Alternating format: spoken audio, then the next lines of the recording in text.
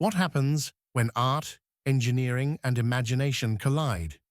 Hublot's newest masterpiece, the MP-17 Meca-10 Arsham Splash Titanium Sapphire, captures the exact moment a droplet becomes a splash, frozen forever in time.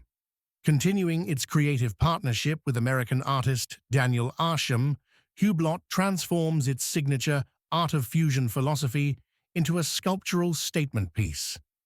The 42mm case, made from micro-blasted titanium and framed by frosted sapphire, plays with light and transparency, every curve softened as if shaped by water itself.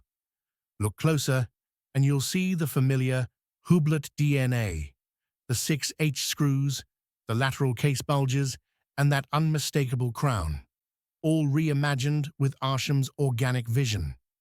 At the heart of the MP-17 beats the new Hub, 1205 Meca-10 caliber, a hand-wound mechanical engine offering an incredible 10-day power reserve.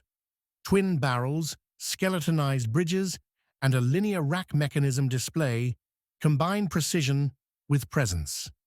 The dial is alive with Arsham green superluminova, illuminating the numerals, minute track, and small seconds, giving the piece its unique nocturnal glow.